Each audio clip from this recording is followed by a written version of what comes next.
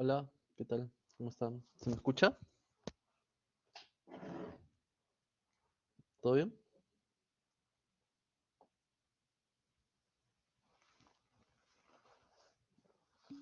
Bien, listo. ¿Qué tal? Buenas, buenas. A ver, empezamos la sesión de hoy con la resolución del examen parcial. Bien, al respecto, más allá de los temas que vamos a comentar, lo que sí ha habido como parte de una revisión de personas que monitorearon los exámenes, ha habido algunos indicios de plagio, no en casos aislados. Eso es lo primero que debo comentar. Pero de cualquier forma, más allá que hayan habido algunas penalizaciones o no, ha habido, me parece, un par que son casos muy aislados. En ese caso, la conclusión fue de una persona en particular. Eh, por lo demás, se ha optado por no llevar el proceso a mayores, ¿no? Pero lo que sí me indican que van a estar monitoreados de alguna manera, porque la idea es que esa práctica no se permita. ¿Estamos de acuerdo? El examen no puede ser grupal, en copias. No, la universidad no pretende eso, hay un código de honor. ¿Todos tienen conocimiento de ese código de honor o de conducta? ¿Lo han leído?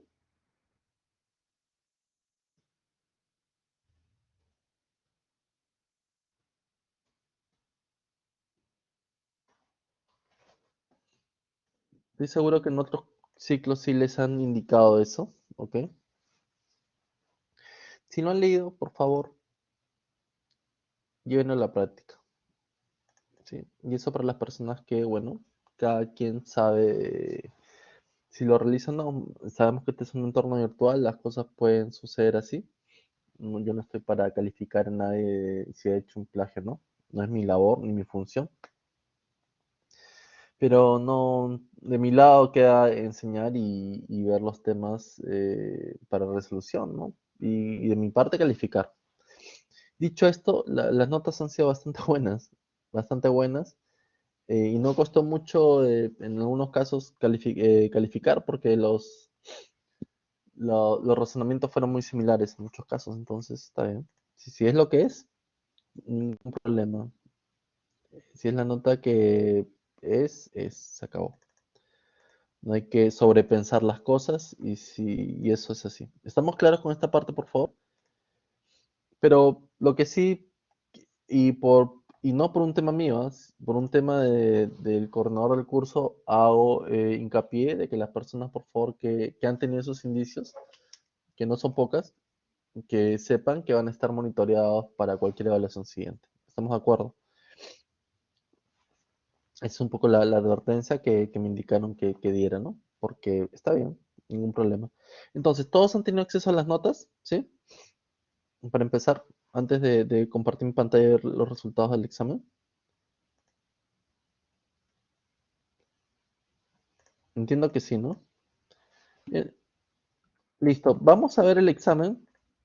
Y en realidad yo diría que está bastante accesible, no sé ustedes. A ver, vamos al caso uno. El caso uno que es el reconocimiento de ingresos a lo largo del tiempo, sin considerar IGB, por el método de recursos de costos reales sobre costos presupuestados, básicamente es una regla de tres simple. ¿Estamos de acuerdo?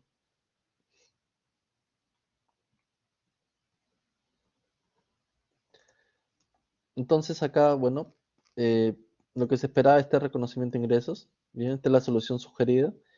Y bueno, la parte normativa es esto de acá, ¿no? El reconocimiento de ingresos es más el método de recursos, de acuerdo.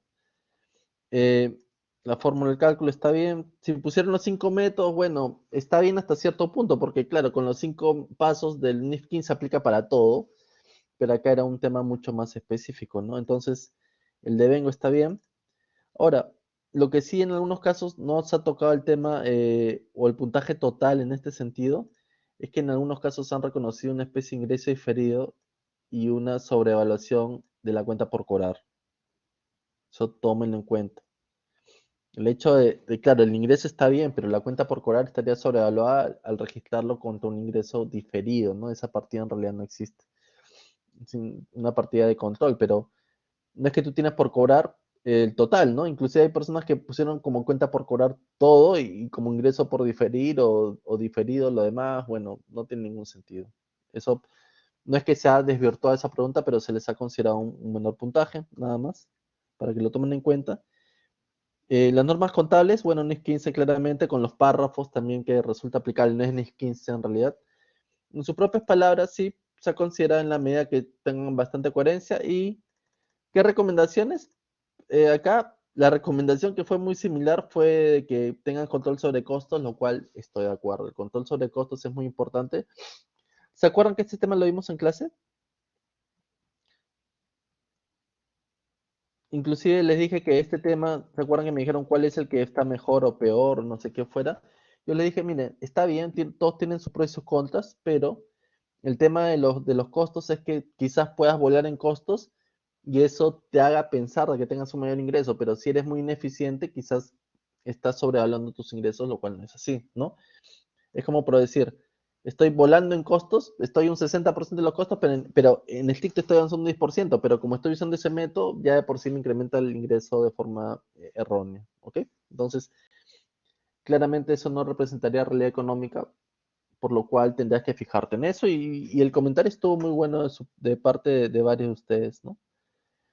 Ahora, ese es como un comentario general, hay muchos comentarios que han sido también bastante buenos en ese sentido. Yo diría que en este caso los 6 puntos, muchos han estado por, si no es 5, 6, 4, 5 o por ahí. Pero esta pregunta se me hace que estuvo fácil. ¿Están de acuerdo? Es una relate simple, NIF 15. Seguimos. Vamos al caso 2. El caso 2 es un taladro, ya, ok, de 250.000. 4 años, nuevo reloj residual de depresión acumulada, claro. De 2 años después era esto.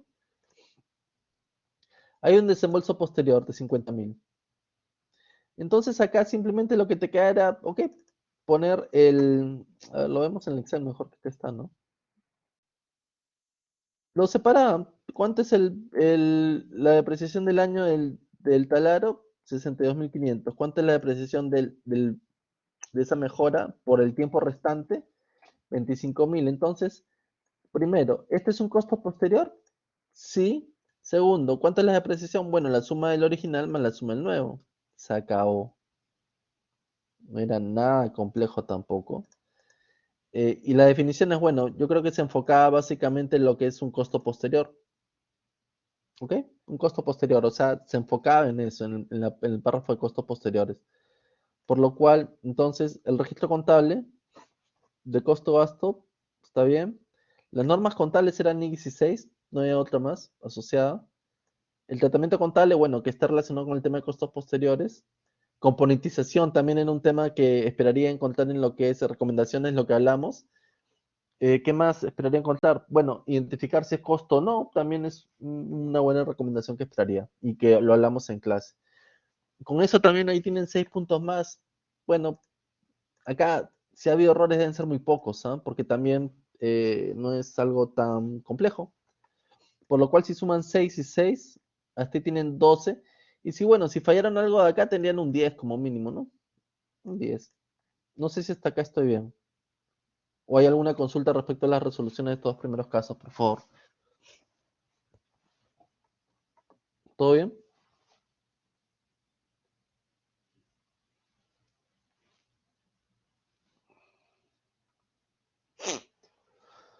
Ok, a ver, continuamos. Vamos al tercer caso entonces. El tercer caso sí es algo que estuvo de momento interesante la forma como se resolvió en clase o en muchos casos, ¿no? No sé si alguien, a ver, para fines de nota de participación muy alta, si podría intentar explicar la forma como se resolvió el caso 3, por favor.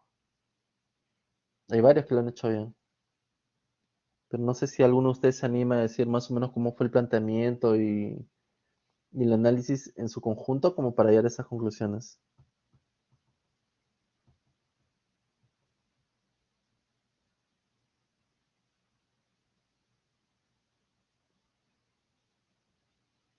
Tienen eso Excel, lo pueden trabajar este mismo, no necesariamente la resolución. A ver, vamos con Fiorella, sí, Fiorella. Te pongo como presentador, Hola, profe, buenas noches. Sí, por favor. ya estás.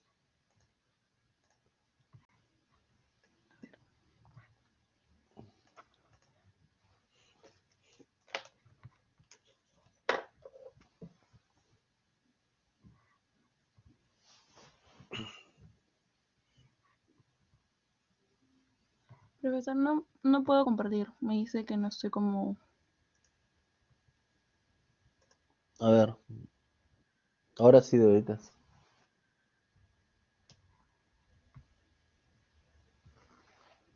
No, sí, igual. ¿Qué? ¿Te restringe? Deberías poder, te he puesto como moderador inclusive. Me sale, no hay nada compartido. Los presentadores y moderadores pueden compartir contenido. Claro, pero tienes que poner en compartir aplicación pantalla, seguro. Mm,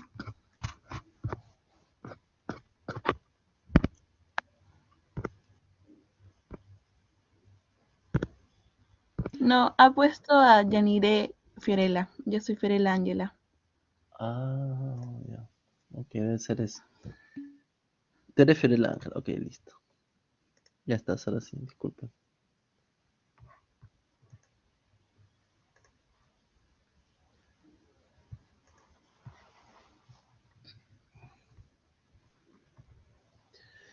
Este caso 3 se Ya. planteó, y yo creo, antes de empezar, Fiorella, yo creo que con el PC1 ustedes están más que preparados para este caso, ¿no?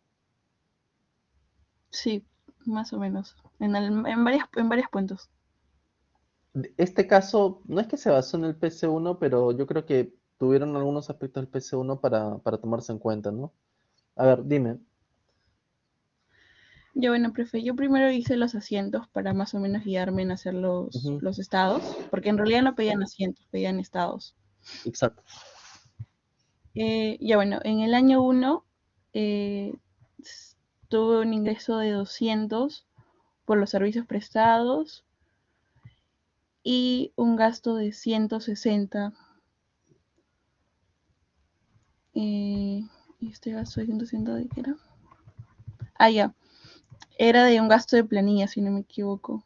Sí, aquí está, los desembolsos de Ujú, nóminas de sí. 160 y bueno, el IR que se haya normal, la reserva que se haya normal, la utilidad libre y todo eso. Pero después dicen de que hubo un error en la parte del ingreso en el año 2, dicen que hubo un error. Entonces ese ingreso baja a 140. Y como baja, ya quedaría en negativo el estado de resultado y por lo tanto no habría ni reserva ni el impuesto a la renta. Ujú, Eso es en el año ok. 1. Y en el año 2 el estado de resultado es de 300, porque así lo hice el dato. Ujú, Los gastos es de 10, por lo que el terreno se revaluó. O sea, se compensa la revaluación que hiciste en el año 1 y como en el año 2 baja, y esos 10 quedarían como deterioro que bajarían en el estado de resultado. Sí, Y bueno, sería el impuesto. ahí te corrijo esa parte. Un menor valor de un activo revalorado no es un deterioro. En, Ujú, porque cuando hablas de entonces sería, deterioros es un menor valor, un menor valor razonable, nada más. Porque cuando hablas de ya. deterioro, inmediatamente estás haciendo referencia a NIL 36 y eso no tiene nada que ver con NIL 36. NIL 36 es la comparación de valor en libros Mm, versus importe recuperable. Y simplemente ok, es un profe. ajuste en resultados por un menor valor razonable del activo medido bajo el costo de valor. Ujú, Ya, profe, ok.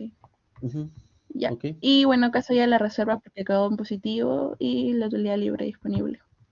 En cuanto a los estados el estado de patrimonio, Ujú, bueno, te dan como dato este aporte de socios sí, y la reevaluación, que es desde ese año que corresponde ya descontado del impuesto a la renta, sería 14 y la utilidad ya corregida sería de 20, que ujú, está ahí. En el año 2, la utilidad es de 203 como sale en el estado de resultado. La reserva es de 20 y la revelación, en este caso, como que se extorna otra vez, ya que bajó el valor. Y en la pregunta C me piden cómo habría sido el año 1 si es que no se hubiera corregido. Y bueno, hubiera tenido el estado de cambios de patrimonio hubiera sido mayor, ya que hubiera habido utilidad positiva y bueno, se hubiera descontado lo que es la reserva legal. Y ya, La reserva legal y la eso renta sería también. todo. Sí. Una, Ah, una claro, la renta. consulta, una consulta ahí respecto al periodo uno que quizás no sé si se comentó en un momento de lo que era Nicocho, de lo que era errores. ¿Qué pasaba, no?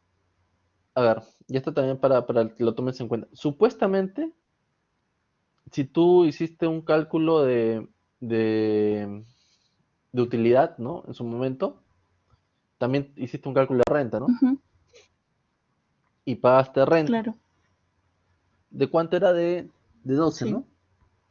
Ok, y reserva de 2.8. Y la, sí. En este caso, tú al corregir el resultado antes de impuestos, que pasa de 40 menos 20, la renta también es como que la eliminas también. La renta, Ujú. claro, se extornaría. ¿Por qué? A ver, está ya fuera de discusión y es un Eh, buen momento de bueno, tomarlo en cuenta. Sí entiendo tu razonamiento, está todo bien, pero estoy hablando de un qué pasaría, es simplemente, yo no estoy diciendo que está mal el planteamiento, pero ahora me cuestiono y digo, ¿qué pasaría en la vida real si tú, por ejemplo, pagaste renta por cuánto? Por 12, ¿no? Sí. Ya ajá, eso por fue un 12. pasivo y eso fue una salida de efectivo. Tú al eliminar ese gasto que generarías un ingreso con una cuenta por cobrar, Yo creo porque ya que lo pagaste podría esa renta, ¿no? quedarse como un crédito. Claro, podría quedarse como un crédito para luego hacerle un neteado al final del año 2. O sea, en el fondo Fiorella me está diciendo que rectificarías. Sí, Valiente, ¿eh? Valiente decisión. ¿Rectificarías, bueno, a sabiendas del potencial riesgo que asume frente a la administración tributaria, ¿no? De lo que has pagado 12 de renta, ahora ya no pagas nada. Sí. Ujú. Claro, en la medida que sea demostrable y todo, sí puedes solicitar esa devolución, ¿no? Porque en realidad sería, claro. ¿solicitas devolución o se puede aplicar contra periodo futuro? No estoy seguro. Creo que No, revolución, esa. porque una vez me pasó eso, que pagué un impuesto de más y me Ujú. quedó como una devolución. Claro, ¿y al final lo solicitaste o ya le echaste tierrita? No, lo solicité y sí, pero se demora, no es inmediato, demora como un ¿Y mes y te medio revisaron? aprox. Sí, claro, se presentan varios documentos. Ah, ok, bueno, esos son temas más tributarios, pero está bien ponerlos sobre la mesa para discutir. Está bien. Entonces, acá como vieron en la resolución, muchas gracias, Firel, igual, perfecta la participación. Profe, Sí, ¿está bien mi solución? Porque, bueno, creo ¿cuánto que no sacaste? A vio ver. mi pregunta B. Ah, ok, en Saqué la pregunta 5, de... Ya, pero ¿hasta acá estamos bien? creo que no vio mi pregunta B. Sí. A ver, vamos a ver la pregunta B, en tu caso. ¿Cuántas normas hay bajo ejecución acá? NIC 1, ¿qué más?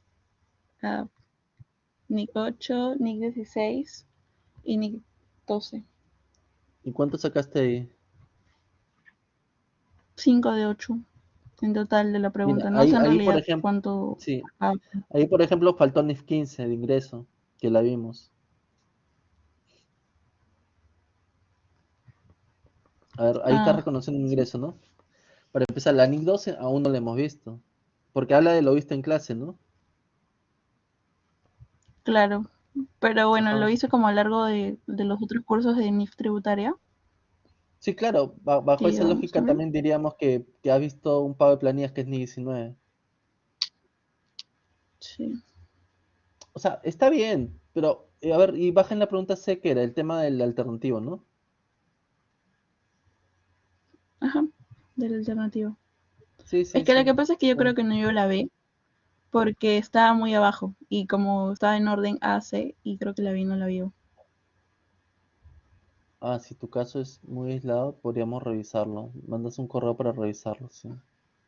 Porque, ¿cuánto me Ya, dice que has profe, muchas sacado? gracias. 5 de 8. 5 de 8. Por como lo dices, no tendría por qué ser así. Si está, espera, déjame revisar la parte de abajo. 28. Y arriba, por favor, a ver si tu parte de arriba. 1394, 1583.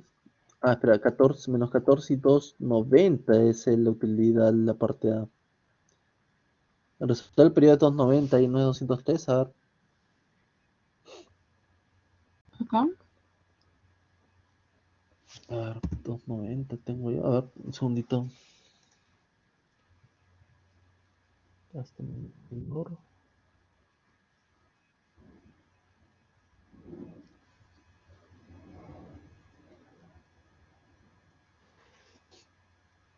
Ujú, 300 menos 290. Ujú.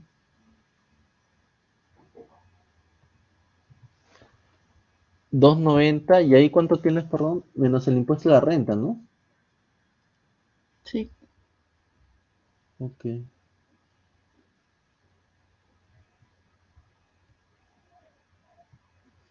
Ok, mándame un correo para revisar esta parte, ¿sí? Ya, profe, ya le envío. ¿Le Ok, mando el Excel listo. también o no? Sí, sí, sí. No, igual yo tengo la Profe, le mando respuesta el en Excel. el. Yo tengo la respuesta en el Blackboard, no hay problema. Ya, ya, ok. Ajá, Gracias. gracias. Gracias, Fiorella. Ok. Entonces, si llegan a ver la resolución del examen, yo digo que mínimo era un 12, mínimo. O sea, partían sobre un 12 muy sólido. Y después ya yo creo que lo que faltaba era un poco reaccionar frente a la parte en la que solicitan el estado de cambio de patrimonio neto, y de ahí arrancarnos como mínimo 5 puntos y estar entre un 15, 16, 17, y esa era la nota que se esperaba para el parcial, ¿no? No sé cómo lo han visto ustedes, pero me pareció que fue bastante accesible en comparación de otros temas, y el PC1 en definitiva sirvió para el desarrollo del caso 3. No sé si hay algún comentario hasta acá adicional respecto al parcial.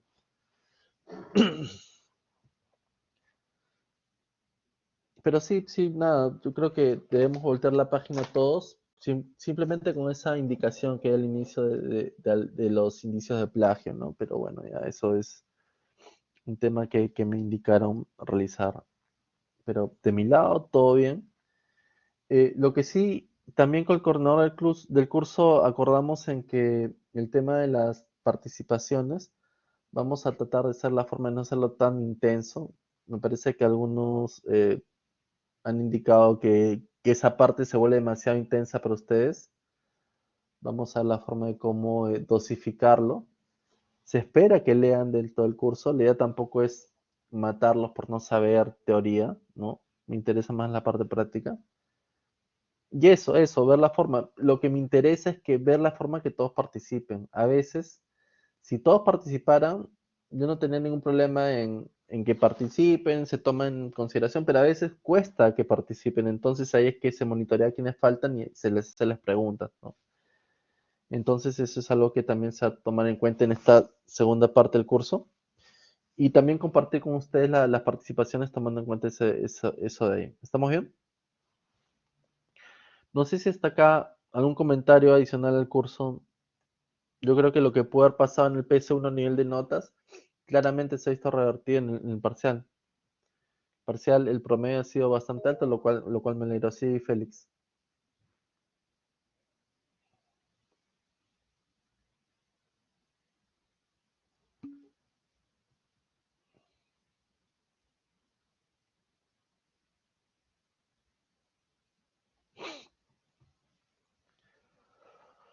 Ay, Félix, sí te entiendo.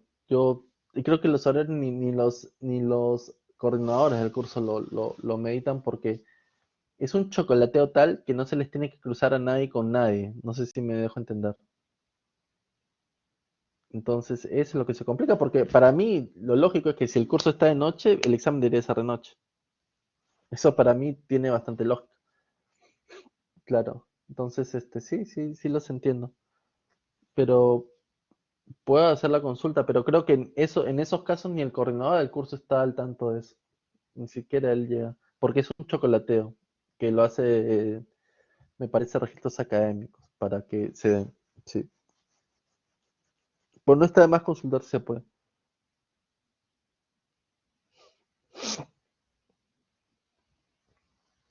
Sí, Félix, sí lo sé. Sí sé que. Pero semana de examen sí sé que a todos se les desordena. A todos, a todos.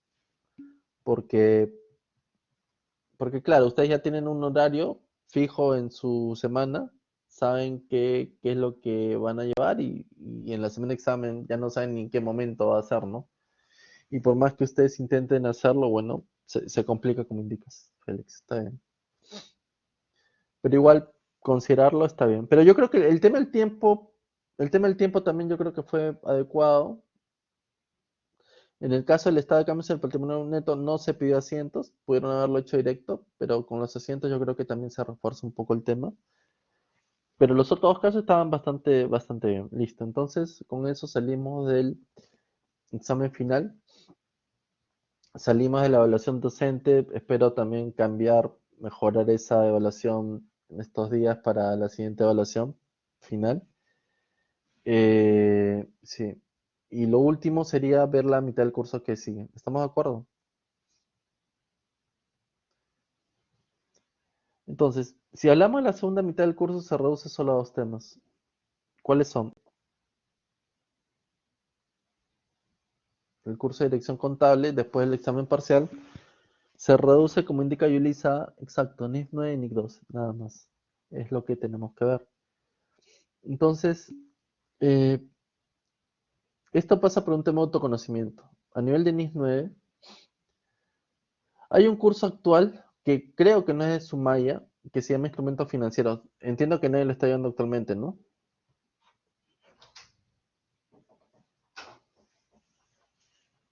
Instrumentos Financieros no lo llevan, ¿no? Ok. Entonces, Instrumentos Financieros, ¿en qué curso lo han visto?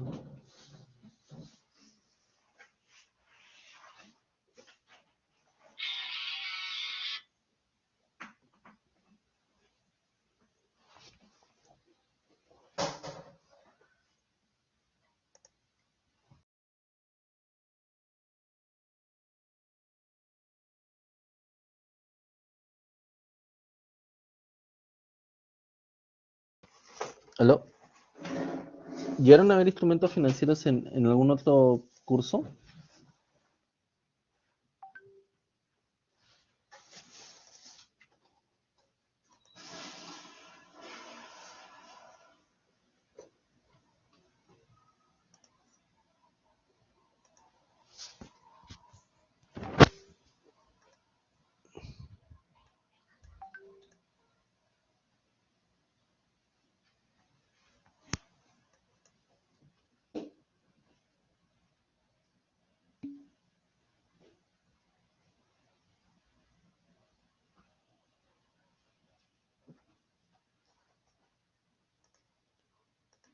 En NIF tributario, ok, listo. Y NIC 12, supongo que en NIF, en incidencia tributaria.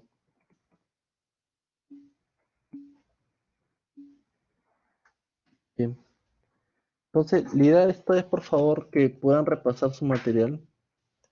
Entiendo que no, eh,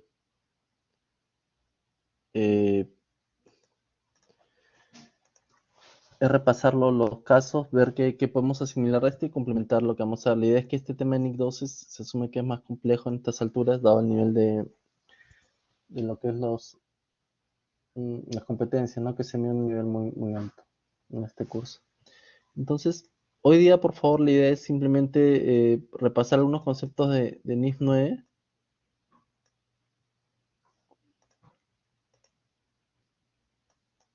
Les comenté que en realidad había cierta duda respecto a la sesión de hoy, estaba coordinando con la delegada. Me interesa nada más fijar algunos aspectos conceptuales de lo que es NIS 9 y después vemos la forma de reprogramar este tiempo que falta de esta sesión, porque no podía faltar esta sesión dado que mañana se cumple la fecha para evitar, para ver potenciales reclamos. Entonces mi idea principal era indicarles la resolución y compartir este tema en NIS 9. Entonces, si estamos hablando de NIS 9, ¿qué es lo que podemos hablar? ¿Qué es lo primero que se les puede venir en la mente? No sé si alguien desea participar como voluntario. Ya tenemos a Fiorella.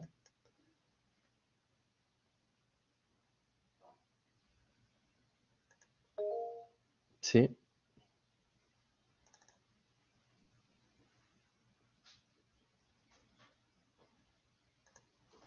adelante.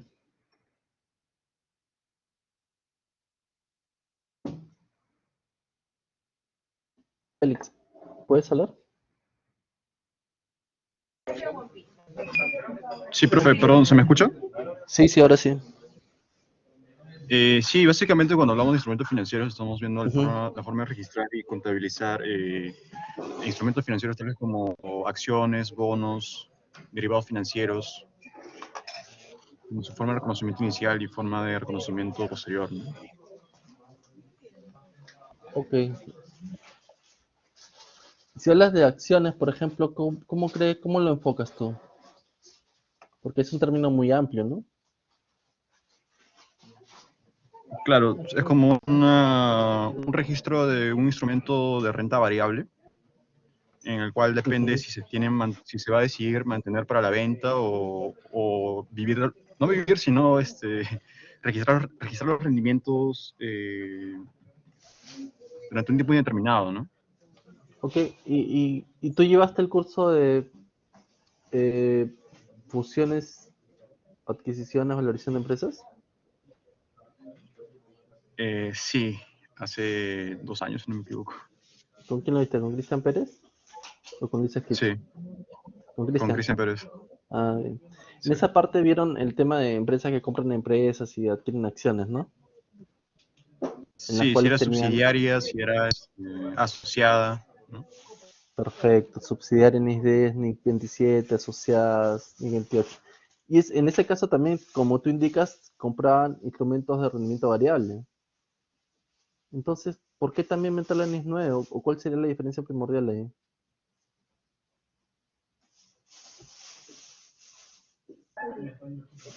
Que me parece, no estoy muy seguro de lo que voy a responder, pero la NIF 9 abarca instrumentos financieros que no tienen tanta representación significativa en la empresa, digamos, en la que se invierte. Es una respuesta intuitiva que sí, pero que de todas maneras es correcta. Quizá te falta algo más de precisión contable, pero en la práctica sí está respondido bien. Es justamente eso, ¿no? Pero perfecta la participación en todo caso. NIF 28 y NIF 10 habla ya cuando tienes influencia significativa, ¿no? Más de 20 hasta 50%. Subsidiaria cuando tienes control más del 50%. Entonces, ese universo de acciones que están menor a 20% califican como, eh, como inversión simple, como parte de NIF 9, ¿ok? Inversión simple, de acuerdo. Después, pero se están yendo quizás a ver, han hablado de bonos, han hablado de acciones, ya sabemos que no todas las acciones, pero una parte de las acciones. ¿Me hablaron de qué? De derivados también, que sí, puede resultar como... No sé si alguien puede dar otro ejemplo de lo que es un instrumento financiero. Quizás algo no tan complejo, por favor, para mí.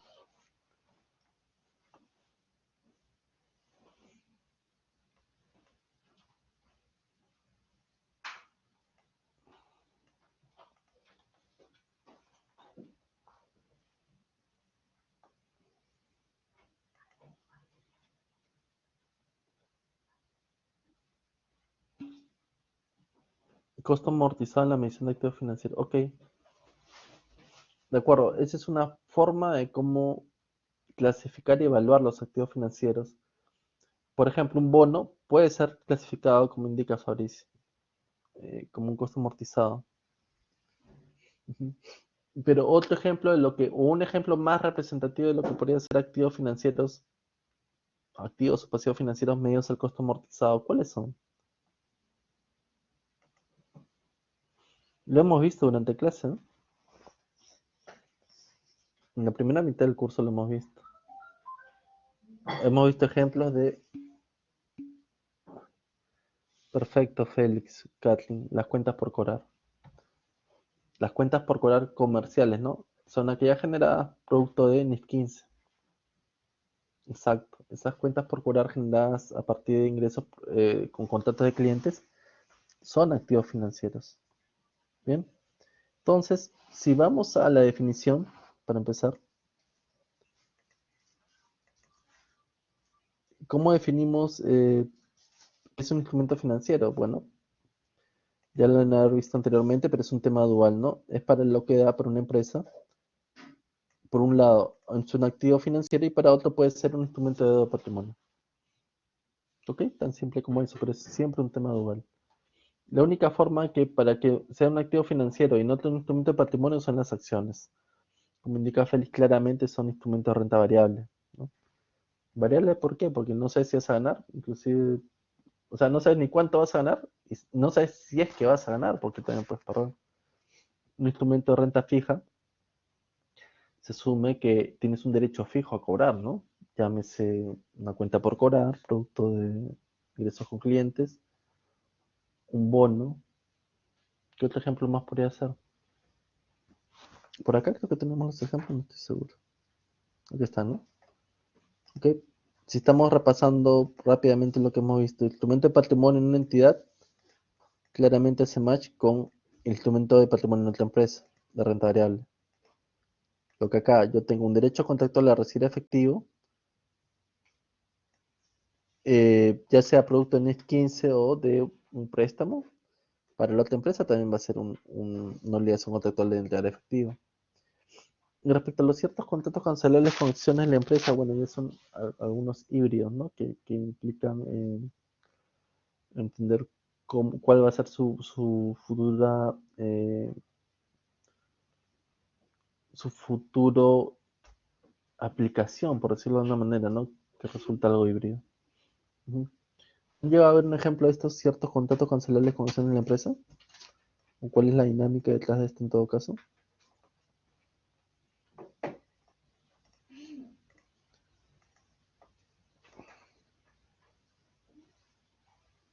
Por lo demás entiendo que sí está claro. En el efectivo también, antes de terminar de descartar todo lo demás, el efectivo también califica como instrumento financiero, principalmente por las cuentas de ahorro, ¿no? Cuentas corrientes y demás que tienen otros bancos. Un ejemplo de esta parte que voy a pintar de ¿qué color? Amarillo. No, de verde.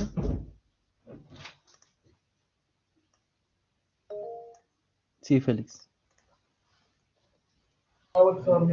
Profe, puede ser cuando una entidad, con el fin de que sus trabajadores, sus gerentes más que todo, trabajen de manera más eficiente, deciden pagar con acciones y así hacer los accionistas para que puedan rendir más y asegurarse una mayor rentabilidad de la empresa. A ver, ese ejemplo que has dado es básicamente NIF 2. NIF 2 es el tratamiento contable de todo lo que indicas, ¿no? Ese, cómo alinean los intereses de la empresa al de personal clave gerencial, ¿no? Pagos basados en acciones. ¿Ok? Pero, pero si me apuras, diría que tiene mucha relación con este tema también, ¿no? Mucha relación con este tema. Sí, sí, sí.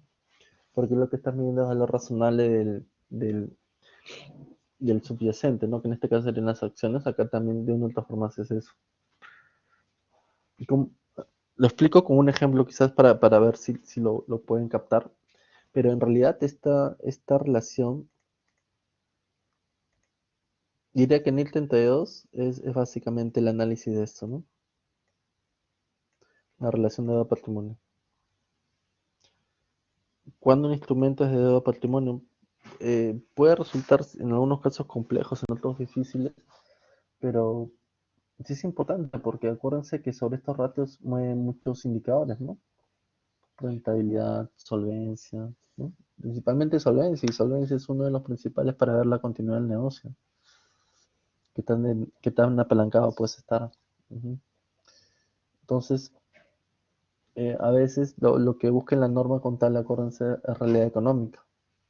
¿Estamos bien? Ya estamos retrocediendo muchas clases, estamos hablando de la primera, segunda sesión, ¿no? ¿Se acuerdan? Realidad económica como principio fundamental de la contabilidad.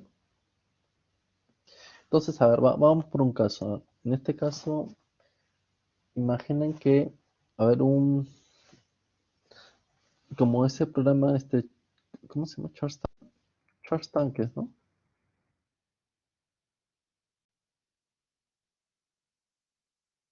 En español no sé si hay esa versión, o cómo se dice, bañera de tiburones, donde personas van y hay personas que invierten, ¿no? En los negocios de las personas que lo están proyectando, ¿sí? Son personas que se presentan ante inversionistas y los inversionistas les hacen preguntas y sobre eso deciden apostar dinero de alguna manera. Ok, entonces, imagínense que alguien viene con un proyecto, y solicita 10.000 por el 20% del negocio. ¿Ok? Entonces ahí básicamente tú dirías que está valuando su negocio en 50.000. Como una ruleta simple, tú sacas el valor razonable de su empresa de 50.000. O es lo que él piensa que, o cómo evalúa su negocio. De ahí las personas, los inversionistas cuestionan para ver si el negocio en realidad vale tanto o no. Entonces, sobre esto, ¿qué podríamos decir? Ok, imagínense que yo deseo, no sé si invertir o prestar, porque justamente esa es la diferencia entre un instrumento de patrimonio de deuda, ¿no? Si yo invierto, riesgo. Si yo presto, riesgo. Hay un riesgo crediticio, obviamente, pero ¿cómo, cómo definiríamos eso? Porque si yo le presto dinero, esos 10.000, sé que de alguna forma debería retornar. Obviamente con un interés dado el valor en el tiempo. Ahora, si yo meto plata como accionista, estoy arriesgando y puedo no recibir nada, cero. Entonces, está claro ese tema dual, ¿no? Y dependiendo qué es lo que haga, va a encajar tanto en uno como en otro. Pero ¿qué pasa si hago esto? Me digo, ok, presto 10.000 al 2% anual,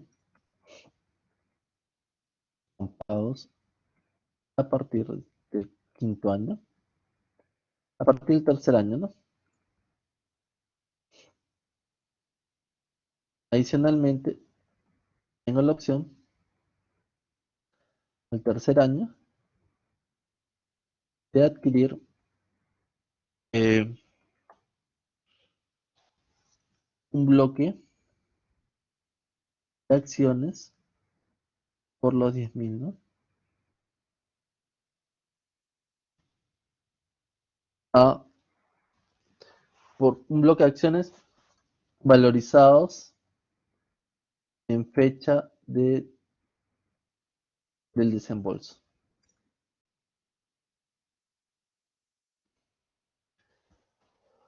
A ver, esta parte es la parte que suele ser, no compleja, pero requiere análisis y requiere también llevar a cabo cómo vamos a acabar esta historia para de alguna manera ver realidad económica. No sé si quizás me expresé de forma no adecuada, el caso quizás resulta más complejo de lo que estoy intentando hacerlo simple, ¿no? Vengo pidiendo dinero, pero pidiendo rendimiento variable.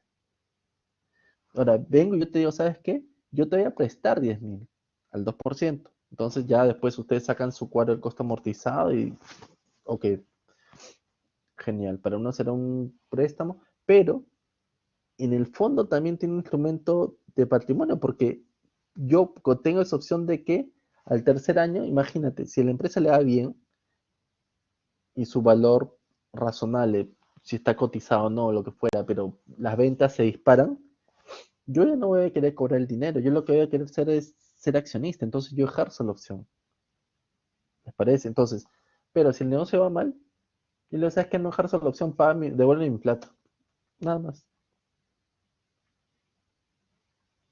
¿Está claro el ejemplo?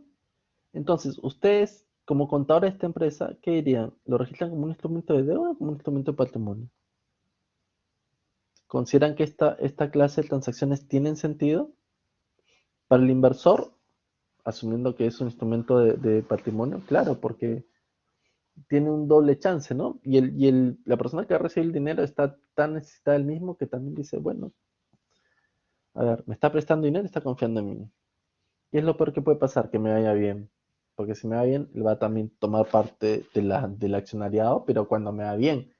Pero también apostó por mí cuando nadie apostaba por mí. Entonces, pero apostó, se cubrió, pero igual terminó apostando. Entonces, bueno, firmo, firmo. Esa es una opción. ¿Queda claro? O no sé si lo vuelvo a explicar, lo planteo diferente. Quizás con números se explica mejor en Excel. Ok, vamos a intentar verlo en un Excel. Quizás ahí se explica mejor.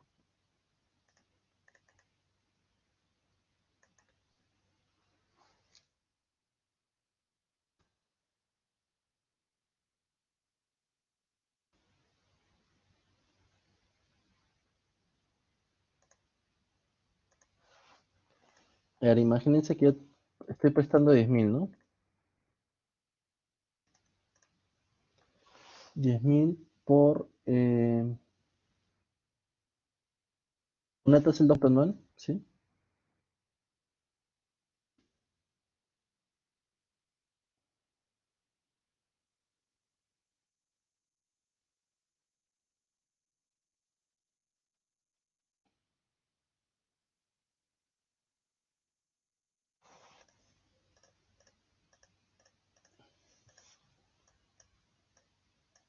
Entonces acá es saldo inicial, ¿no? Acá es interés, acá es cuota y acá es saldo final. Acá tengo cuota cero y acá debería ser una suma, ¿no?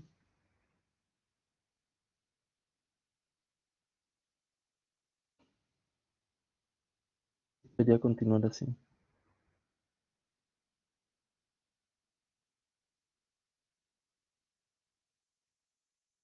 ¿Esto indicamos que va a ser en cuánto tiempo?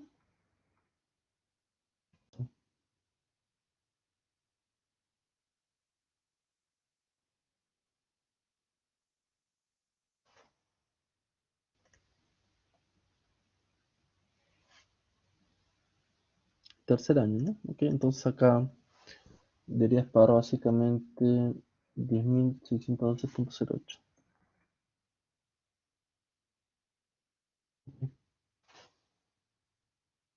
Ujú.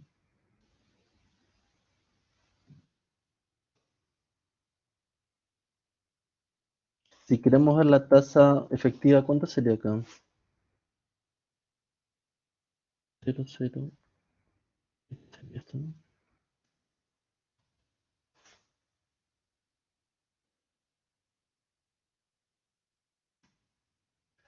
Por ciento, está bien. De acuerdo. Entonces, este es un préstamo que yo hago, pero considerando que en este momento que yo le presto el dinero, ¿no? Por ejemplo, él valora su negocio en 50.000, ¿no? Porque me iba a vender estos 10.000, me ofreció 10.000 por el 20% de su empresa. Entonces, el 100% claramente, ¿cuánto era? Era 50.000, ¿no? Sí. Entonces, con esos 50.000, yo podría comprar acciones ¿a cuánto? 20% de acciones a un sol cada una. ¿Sí? Asumiendo que cada de estas 50.000 acciones, cada una es que podría comprar 10.000 acciones. ¿Hasta acá estamos bien? Yo o le presto la plata o le compraba sus acciones y me convertí en accionista. Pero yo lo que le digo es que, ¿sabes que ya, ok, yo te presto el dinero, por lo cual formalmente soy un acreedor, pero tengo la opción en el año 3 de comprar cada acción a un sol. Entonces, ¿qué pasa si esta empresa en el año 3, producto de las ventas, producto de sus rendimientos, su patrimonio sube? Por lo cual ahora su patrimonio ya no va a ser solo de 50.000, quizás el valor de su empresa ya cambia y ya no es 50.000, ahora sería de, no sé, 120.000, le fue muy bien, no también, 120.000. Entonces, el valor nominal, ¿no? Mejor dicho, de cuánto esto por el 20% debería pagar 24.000. Es el teórico, ¿no? Es lo que quería valer el 20% de las empresas, de esta empresa en ese momento. Pero yo ya acordé un contrato de opción pagarte solo por estos 10.000. Esto es en la medida que ejerce la opción. Entonces, acá, ¿cuál sería la solución práctica? ¿Le cobro estos 10.612 o ejerzo la opción?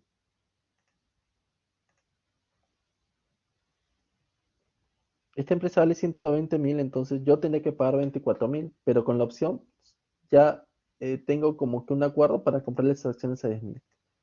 Entonces, tengo la opción de o cobrarle 10.612, que es mi capital, que es, bueno, el capital más en los intereses, o decir, ¿sabes qué? No me pagues mi dinero, lo que vamos a hacer es que esa deuda se convierta en acciones, por lo cual yo voy a participar el 20%, pero para el futuro, para adelante. Esa es la idea. Entonces, claramente, ¿qué opción elegirían? Ejercerías la opción de adquirir acciones. Ahora, claramente, si en este caso el patrimonio después de 3 años se deteriora, el 20%, no, se deteriora, 40.000. Entonces, las acciones, si yo ejerciera la opción, tendría que pagar 10.000 por un valor teórico de 8.000 las acciones. Entonces diría, ¿sabes qué? No, no me conviene, págame mi plata. Págame mi plata. Devuelve mi plata. Porque voy a ganar 10.612 en vez de tener 8.000 como un inversionista, ¿no? Entonces, fíjense, esto también lo que hace es alinear las expectativas de la persona que está invirtiendo dinero, ¿no? Porque de una u otra forma se guarda esa opción de que potencialmente puede ser un accionista más y no un simple acreedor en el momento que confía. No sé si quedó más claro con este ejemplo, Félix.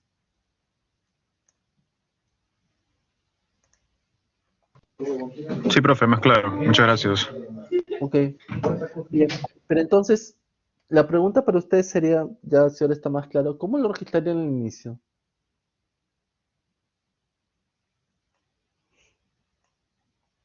¿Como un instrumento de deuda o un instrumento de patrimonio? Y esa estimación que estarían haciendo, ¿cambiaría en el tiempo? ¿O podría cambiar en el tiempo?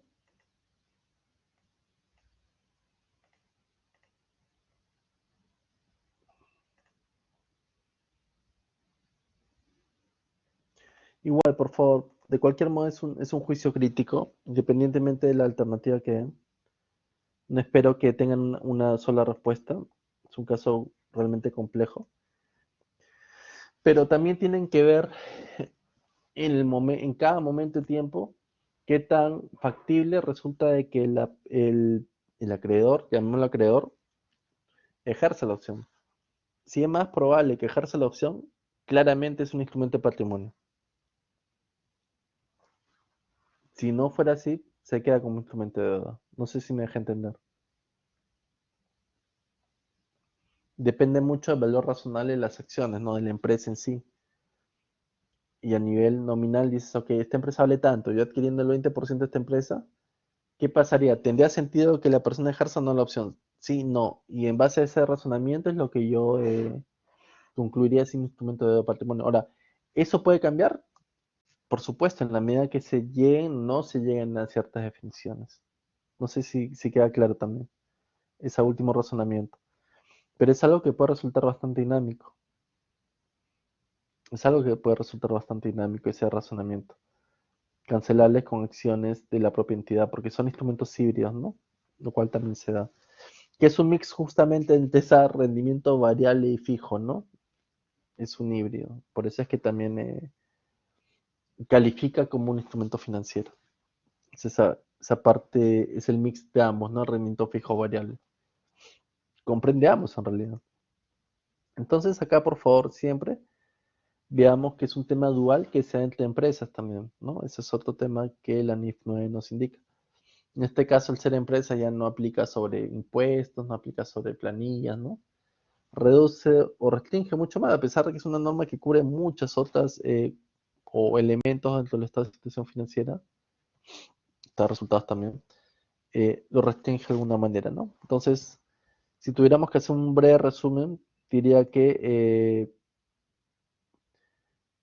desde el punto de vista del activo, estamos hablando de efectivo, cuentas por comerciales, otras cuentas por cobrar, bonos desde el punto de vista del tenedor, acciones, y desde el punto de vista del pasivo diríamos que son cuentas por par comerciales, otras cuentas por par, bonos del emisor y nada más. Las acciones o los instrumentos de patrimonio no están bajo el alcance de la NIS 9, y en realidad bajo ninguna norma en particular, porque claramente son residuales, ¿no? La contabilidad habla sobre el activo y el pasivo, pero el patrimonio que es un residual no, la contabilidad no refleja eso. Básicamente son cualquier reducción de activo, de pasivo, incremento, reducción, tanto de activo pasivo, dan cambios en el patrimonio, pero simplemente como un residual. No hay una norma que defina como tal su tratamiento contable. ¿Estamos claros hasta acá?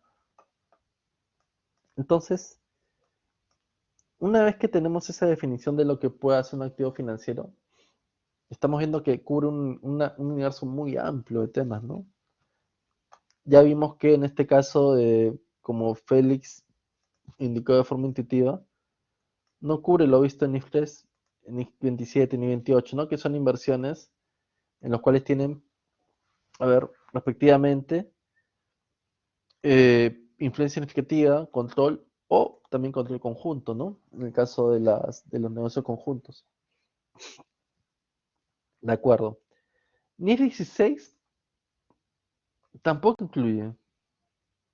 A ver, ¿se acuerdan que en NIF 16 vimos que tú generabas pasivos por arrendamientos? Y también en el caso del arrendatario, perdón, en el caso del arrendador en un rendimiento financiero generaba también cuentas por cobrar, ¿se acuerdan? Entonces alguien podría decir, claro, en un arrendamiento financiero, tú tienes por un lado cuentas por cobrar, pero por el lado del arrendatario tienes un pasivo por arrendamiento, lo cual podría clasificar también, ¿no? Pero no, ese tema ya está descrito en NIF 16. ¿Estamos bien? Ese tema no encaja dentro de NIF 9 porque ya está visto en NIF 16. Aparte, el paseo por ordenamiento es algo mucho más complejo y que no necesariamente encaja con los lineamientos de NIF 9. Ok, los instrumentos de patrimonio no, le dije que son residual. Forward en una combinación de negocios no, eso ya es un tema específico de la NIF 3. Otros compromisos de préstamos que no involucren una obligación de dar o recibir dinero y cualquier tema de reembolso de gasto bajo 1037 no va. Entonces, si algo más que apreciar la NIF 16 y con cargo también a hablar ya de la clasificación, NIF 16 se aplica en lo que es la pérdida crediticia esperada. Es lo único que aplica de NIF 16. ¿Ok? Te dice que las cuentas por cobrar producto de arrendamientos sí pueden pasar bajo el modelo del método simplificado de NIF 9. Entonces es la parte que se amerita, ¿no? como que no es un activo financiero medio al costo amortizado, pero el análisis de pérdida crediticia sí lo enmarca dentro de ello. Está bien. Entonces, ustedes que son nativos de NIS 9, no hace falta ver qué era lo anterior de NIS 39. Sí, Félix.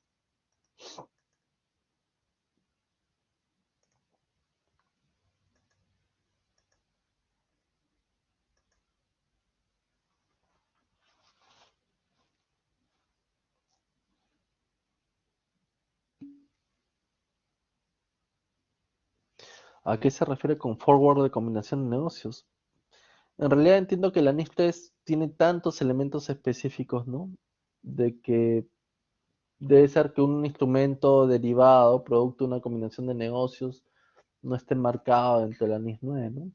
Al igual que muchos otros, por ejemplo, NIS 38 también te hace referencia a combinación de negocios, la NIC 12 también te hace referencia a combinación de negocios. Lo que pasa es que quizás en combinación de negocios al dar tantas extensiones, ¿no? Extensiones a su aplicación, quizás por eso de estar haciendo referencia en este caso a la NIS 9, ¿no? Debe ser por eso. Ujú.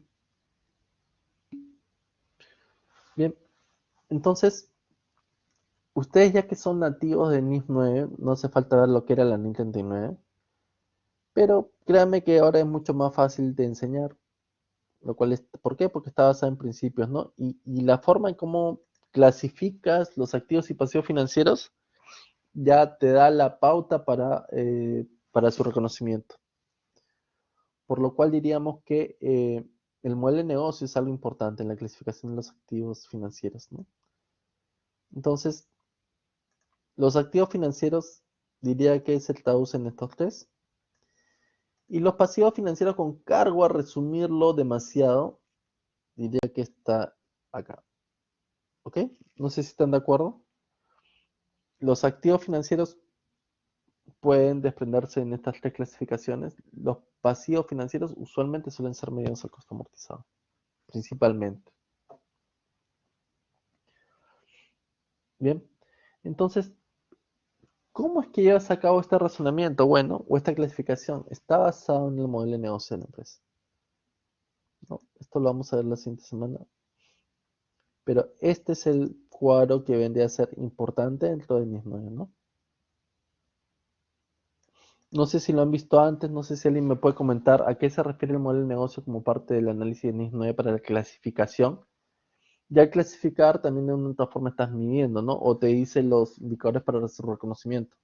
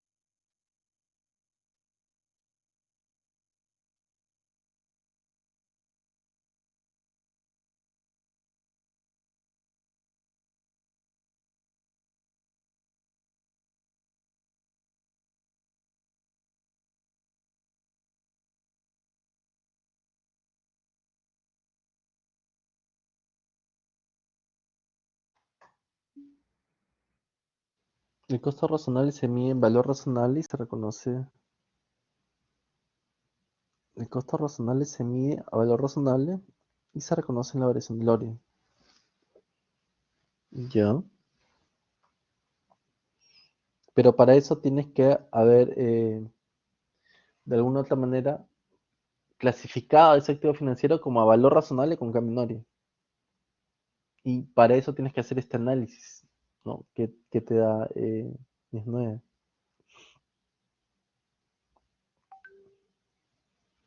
Ok, miren, en la práctica, como vieron acá, todo o casi todo se desprende de dos cosas, ¿no? Como indica Fabricio, a ver, por un lado está el valor razonable ¿de acuerdo? Lo cual básicamente estamos hablando de datos, ¿no? Estamos hablando de IFRS. Y por otro lado, estamos hablando de costo amortizado. En realidad, estamos hablando solo de dos cosas, ¿no? Si queremos resumir.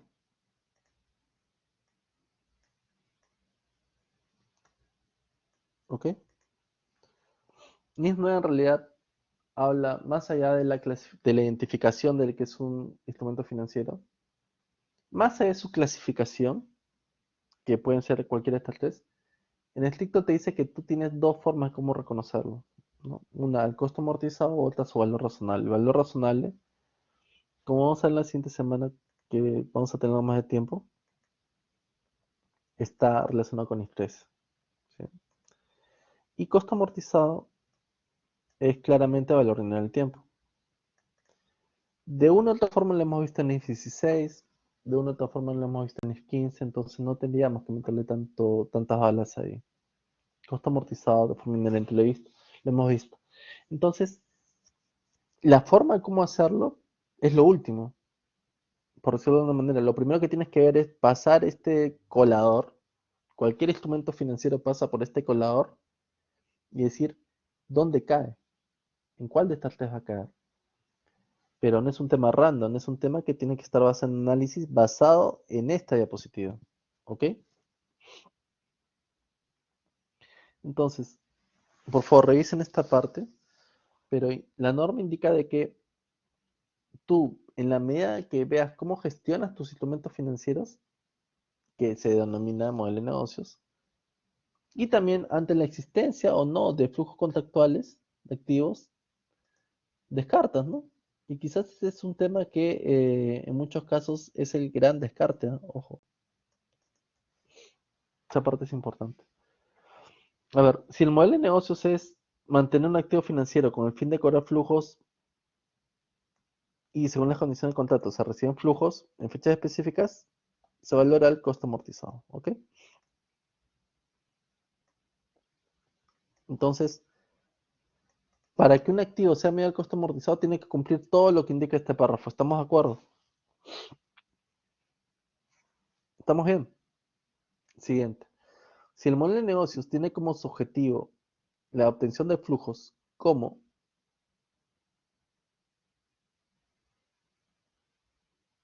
a ver, si el modelo de negocios acá lo voy a pintar mejor para que se entienda.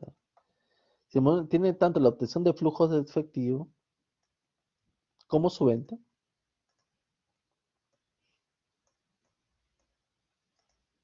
ya que es mantener con el fin de cobrar flujos contractuales. Acá lo que te define es de el tratamiento o la clasificación serial.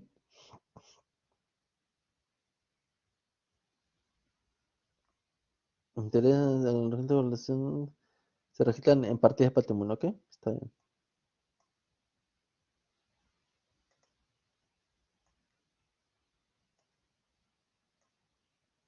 ¿Ok? Y por último, el gran descarte, ¿no? Ya este es un tema de descarte nada más. Cualquier diferente de estas dos, ponla como valor razonable con cambio de resultados, se acabó. A ver, entonces, bajo esta lógica,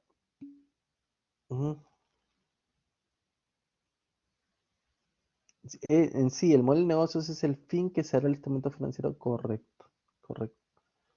Es lo que la gerencia espera, ¿no? Porque al final del día las cosas quizás no resultan como tú quieres, pero al menos tú cuando adquieres en tu reconocimiento inicial, tú lo adquieres por algo, ¿no? Ahora, después eso puede cambiar, definitivamente. Con COVID cambió. Lo que tú pensabas mantener, la situación hizo que lo vendas, pero originalmente no está destinado para tal fin. Me dejo entender. Y no pasa nada. Entonces, fíjense, pero fíjense que los dos primeros, a ver si se dan cuenta, marqué flujos contractuales, ¿no? En lo que es costo amortizado y valor razonable con cambio horario. ¿Eso qué te hace pensar? Lo dejo a Félix al inicio.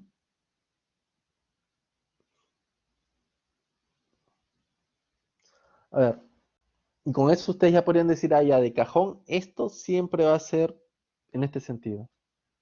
Fíjense la parte que marqué al inicio, la existencia o no de flujos efectivos contractuales, que es lo que surge. Y en dos, básicamente te están diciendo, tiene que haber flujos contractuales, ¿lo ven?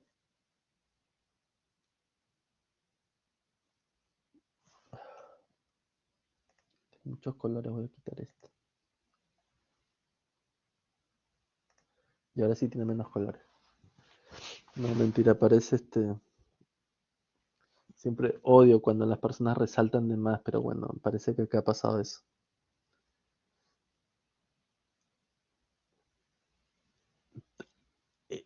A lo que intento decir es que el primer gran clasificador de todo sería la existencia o no de flujos contractuales. Entonces, si los primeros te obliga a tener flujos contractuales, de por sí, si no los tuviera ya se miden a valor razonable con cambio de pérdidas y ganancias. Por lo cual, los instrumentos de renta variable, ¿no? Es decir, que no tienen flujos de efectivo contractuales, se miden claramente a valor razonable con cambio de pérdidas y ganancias. ¿Me dejo entender? ¿Lo explico de nuevo? Esta parte puede ser importante, ¿no? Por ejemplo, acciones sería valor razonable. Perfecto. Las acciones claramente son a valor razonable. ¿Por qué? Porque no tienen flujos contractuales. Ujú, exacto. Entonces, ese primer descarte es bueno. Porque al menos ya. A ver, a ver, a ver. Ya. Hasta ahí los bonos. Ahí sí hay flujos contractuales. ¿Estamos bien? Entonces puede ser uno y dos. De acuerdo. No nos apresuremos, ¿ah? ¿Qué pasa si mi bono, yo digo, en el caso del bono, si tú me dices que es a costo amortizado, que tú piensas, tú compras el bono esperando a que vas a recuperar hasta el final del bono. Tú lo vas a mantener hasta que el bono pague todos sus intereses más el capital y chao. ¿Está bien? Pero ¿qué pasa si adquiriste el bono y tú estás con un tema especulativo que te dices, ok, compro el bono, pero puede hacer que lo mantenga o puede hacer que lo venda si necesito capital, no sé. En este primer momento me parece una buena inversión, pero son 5 años, ¿no? Entonces, ¿cómo hago para ver si efectivamente me quedaré o no? No lo sé. Entonces acá claramente tú dirías, lo compro con la obtención, con la finalidad de o recibir los flujos o cómo venderlos. No lo sé. Entonces ahí sería medio valor razonable con Caminori. ¿Estamos de acuerdo? Entonces, mira, Félix me dice, como en el caso de una SAF, sí. Las SAF también, claro, tienen sus fondos, ¿no? Son de valor razonable con cambios en Nori, ¿no? O dependiendo de su modelo de negocio también. Fíjate, en el caso de a ver, de una SAF, en la medida que adquiera bonos, estamos hablando claramente, ¿no? Claramente, porque ya hay, si estamos hablando de flujos contractuales, es uno y dos, entonces no hay mucho más que pensar. La SAF también, sí, va viendo su estrategia y lo pueden comprar para vender, claramente, entonces pueden ser dos, uno, dos. Ujú. A ver, ¿qué otro ejemplo más tenemos? A ver, yo creo que así, como jugando ya hemos descartado acciones, ¿no? Ya hemos descartado los bonos, ¿sí? Los bonos pueden ser ambas, ¿no? El uno y 2. Las acciones, a ver, de nuevo mejor. Las acciones se encajan bajo el 3, los bonos bajo el uno y 2. ¿Ok? No sé si me están siguiendo la lógica en base a lo que está en los temas.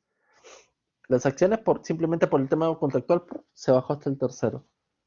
Los bonos, como tiene contractual, era uno o 2. Entonces, es entender cómo la gerencia estima para usar ese bono o para qué lo adquirió. ¿Y qué otros ejemplos de instrumentos financieros teníamos?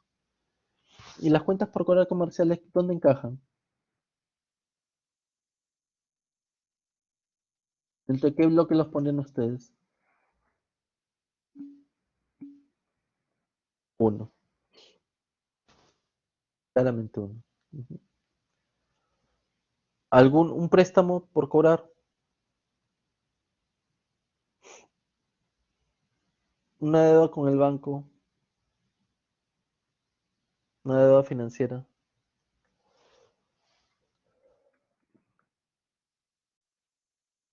Y si estamos hablando desde el punto de vista de un pasivo financiero, ¿no? También con el uno. El banco también lo que espera es cobrarte, ¿no? Ujú. No es venderlo. Ahora, habría la forma, y ya también no quiero salirme mucho de este tema, pero está bueno siempre ponernos en supuestos, ¿no?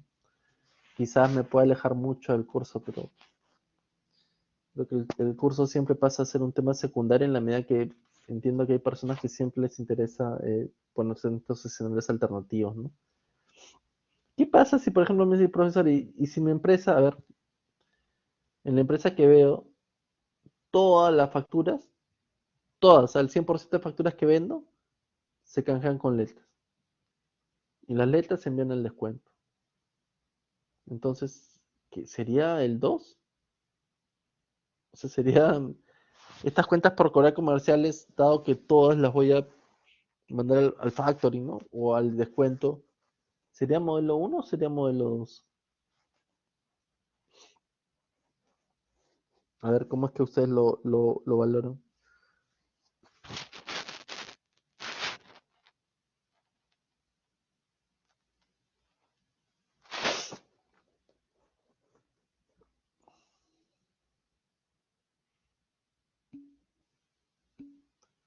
Sí.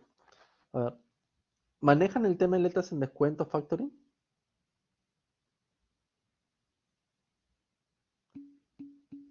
Ok, entonces, perfecto. A ver, si tengo, imagínense que solo tengo una factura, ¿ya? Mejor dicho, todas mis facturas son igualitas. Una factura de 1000 por ahora 3 meses, a 3 meses no, a 6 meses, le envío a factoring, ¿no?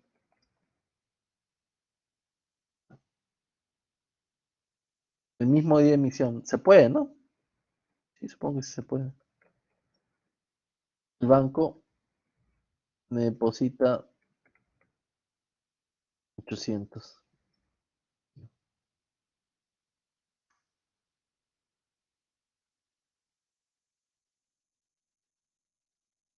¿Vamos bien?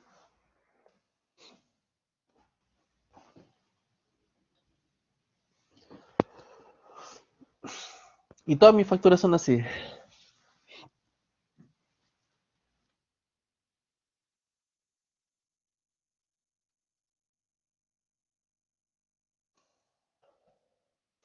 ¿Tenía el módulo uno o módulo 2?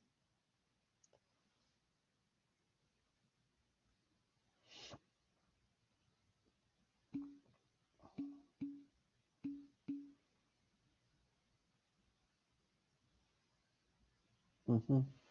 Ok. Bien. Acá la respuesta claramente es el modelo uno. Modelo uno. ¿Por qué? Porque acá lo que falta es desarrollar un poco lo que vendría a ser la baja del activo, ¿no? Que también es parte de lo que es NIS 9. Si en realidad ese activo, cuando tú haces un factoring o un descuento de letras, si básicamente estás cobrándolo.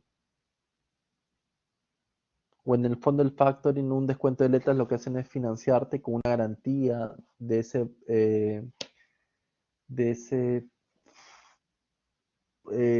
título valor. ¿Me dejo entender?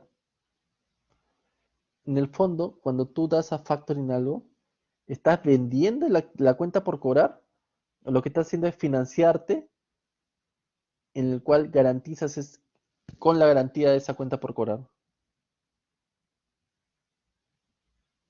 ¿Se acuerdan que estuvimos filosofando también del leasing? Algo parecido.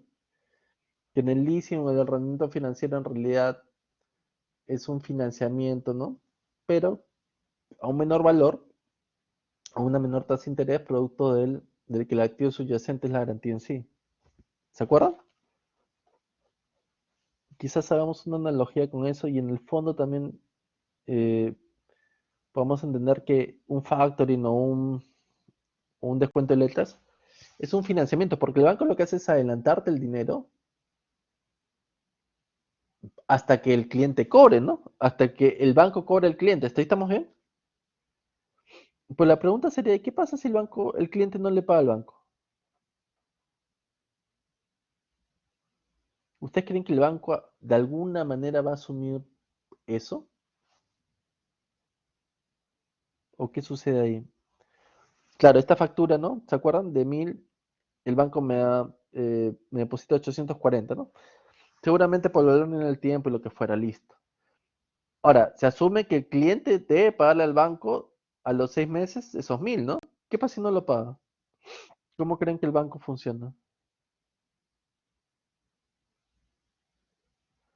Se va a pelear con esa persona de decir, oye, ya, pues págame, pues.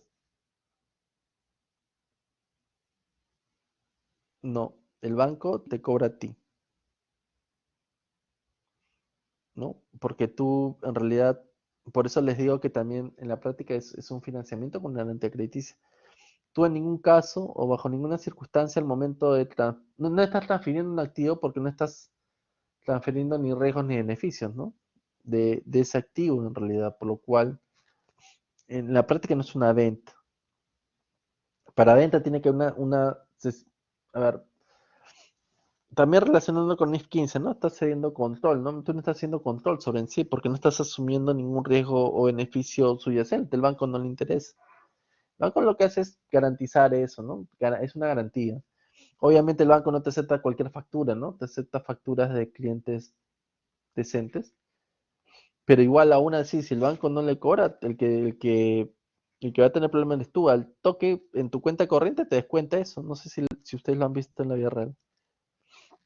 Cuando un cliente en Factoring, en la cuenta de letras no paga, el banco y nomás ¡prum!, te cancela de tu cuenta corriente, te mocha automáticamente ni te enteras. Y eso pasa así. ¿Ok? Entonces, el modelo de negocio ahí también claramente sería un modelo uno. Entonces, estamos hablando de aspectos teóricos, ¿no? Yo creo que en la sesión de hoy hemos visto qué es un instrumento financiero, hemos visto cuáles podrían ser ejemplos de instrumentos financieros, incluyendo también lo que es los híbridos, ¿no? Esto es una mirada muy rápida, obviamente.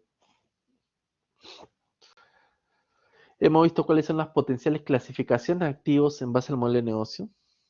Hemos intentado poner esos activos que identificamos dentro de ellos, dentro de este tamiz, ¿no?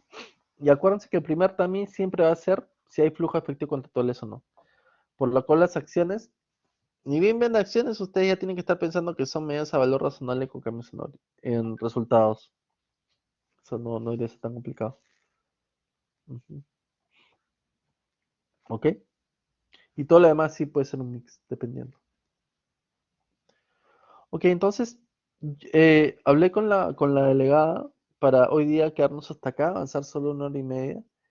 Y después con calma vemos el tema de la recuperación de esta sesión o una sesión adicional para complementar lo que pueda faltar. Igual la idea es no atrasarnos, por eso sí, a pesar de que tenía ciertos compromisos, intenté verlo el tema, como les comenté, principalmente para hablar del parcial, que ese era de mi interés. Bien, no sé si tienen alguna duda hasta acá de lo que hemos visto.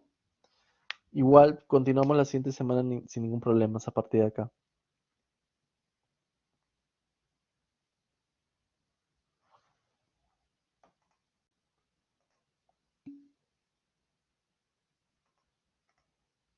Bien, listo, Fabricio, chicos, entonces, nada, nos vemos la siguiente semana, por favor, a partir de acá y sobre eso acuérdense.